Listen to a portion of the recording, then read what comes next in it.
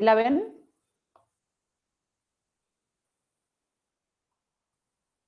¿O tienen en negro? A mí todavía no me sale, me dice presentación nomás. Ok.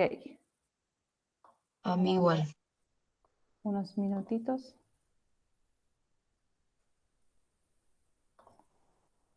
Vamos a volver a presentar.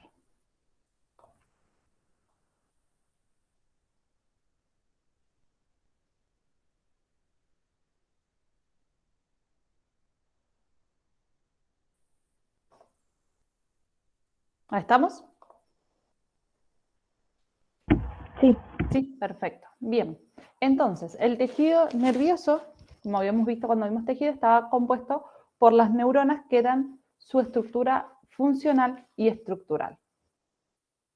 Repasaron las partes de las neuronas con la profe Ana y vieron la clasificación dependiendo la función. Hasta todo esto lo vieron, ¿verdad?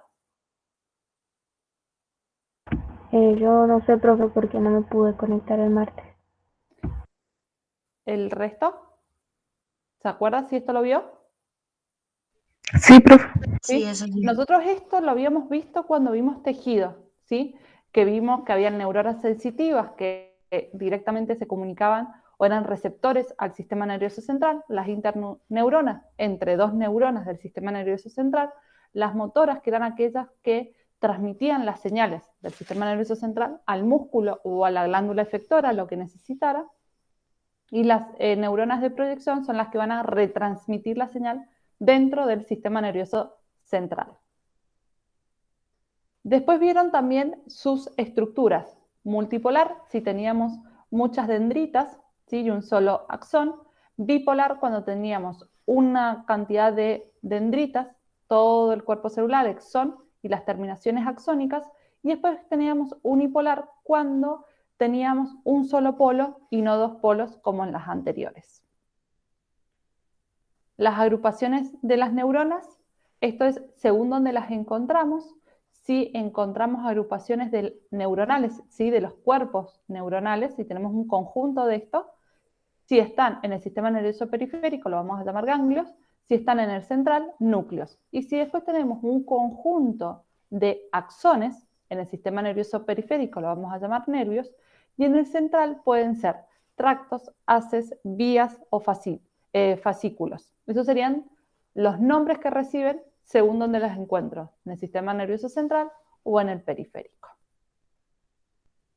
Creo que hasta acá habían llegado con la profe Ana, no sé si esto lo llegaron a ver o no. Hacemos un breve repaso de esto y continuamos con lo que nos queda, si aprovechamos los 20 minutos que nos quedan. Entonces, los sistemas nerviosos y las neuronas, una de las funciones que van a tener es transmitir informaciones, y a través de esa transmisión de informaciones se van a ir generando algunas acciones. Esta transmisión de información o esta información puede ser de dos tipos: bioeléctricas, que van a ser producidas por el movimiento de iones a través de la membrana de la neurona, y este movimiento de iones va a generar una corriente eléctrica. Por eso son eléctricas, ¿sí? Bio, porque ocurre dentro, y eléctrica porque va a generar una corriente eléctrica. Y después la otra señal que tenemos son las señales químicas, que van a ser producidas a través de transportadores químicos. Generalmente llevan señales químicas hacia las células receptoras, ¿sí? Y estos transmisores quizás lo han escuchado como neurotransmisores, que son los que van a pasar de una neurona a la otra a través del proceso de sinapsis. ¿Sí? El proceso de sinapsis son dos neuronas que están continuas, conjuntas, no continuas, es decir, no están pegadas, sino que están casi pegadas, y se van a transferir estas compuestos químicos, y lo que va a permitir el pasaje de señal, que lo teníamos acá, ¿sí? Este es el proceso de sinapsis. El axón de una neurona se conecta con la dendrita de la siguiente. Entonces, si a química, el axón le va a entregar, el axón terminal le va a entregar neurotransmisores a la siguiente célula, ¿sí? A la siguiente neurona en este caso. Son las formas que tenemos de transmisión de la información. ¿Cómo lo transmitimos? ¿Cuándo lo transmitimos? Lo vamos a ver más adelante. Esto es solamente para verlo desde el punto de vista anatómico. ¿Sí? Tenemos dos formas en que trabajan las neuronas, bioeléctrica o de forma química. ¿Alguna duda con esto? No, profe. ¿Necesitan que repasemos algo de lo anterior?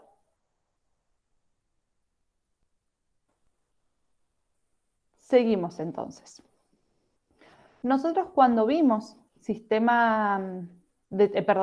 tejidos, cuando vimos tejidos, vimos el tejido nervioso, y dentro del tejido nervioso teníamos las neuronas y además teníamos células de la glía. Estas células de la glía colaboraban, aportaban nutrientes o tenían distintas funciones que colaboraban con el tejido nervioso. Las neuronas se encargaban solamente de la transmisión del impulso y las células glía eran las encargadas de nutrir, de mantenimiento, de protección, etc. Nosotras las vimos, ahora lo vamos a volver a repasar. Una clasificación que no vimos cuando vimos tejido fue que a las células de la glía las puedo dividir según su tamaño. Si tiene un gran tamaño, la voy a llamar macroglía. Si tiene un tamaño pequeño, la voy a llamar microglía. ¿Sí? Esas son una de las formas de clasificación. La otra forma de clasificación que vimos es por su ubicación y su función.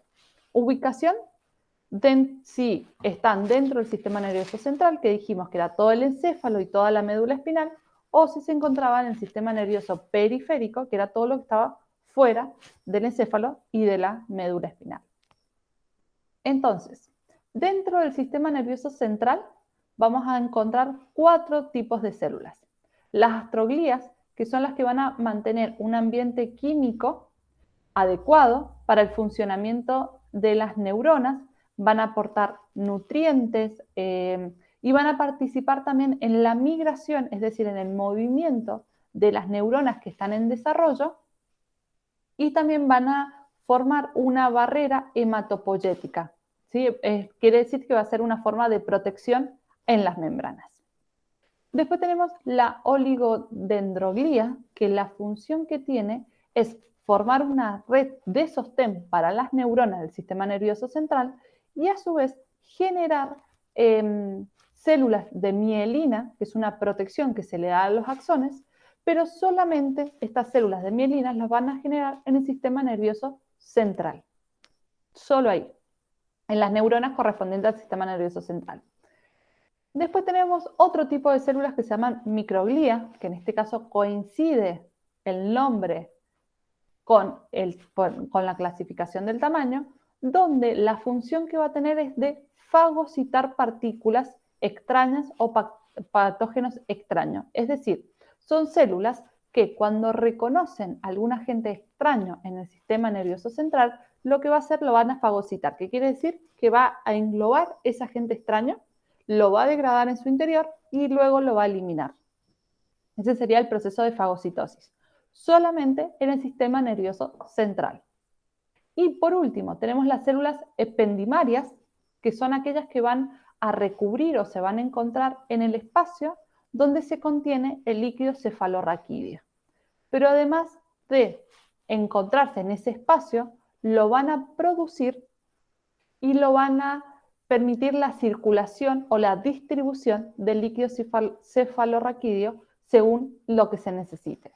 Si el líquido cefalorraquídeo tiene como función proteger parte del encéfalo y de la médula, entonces necesito que este líquido, según mis movimientos, se vaya desplazando para cubrir una parte u otra parte del cerebro o del encéfalo en general.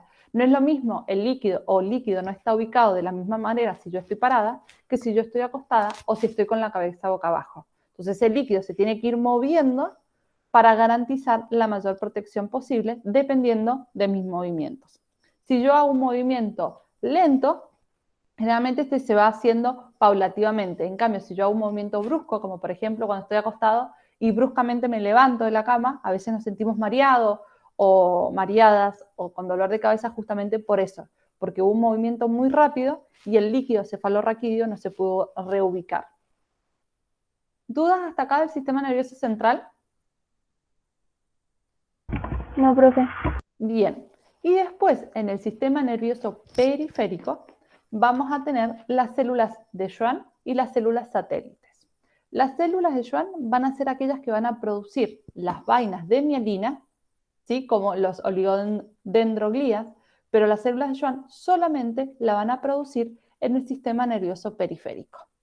¿Sí? Si ustedes se acuerdan, esta había una pregunta en el TPE relacionado a esto, de la unidad 14, que era de tejidos en general.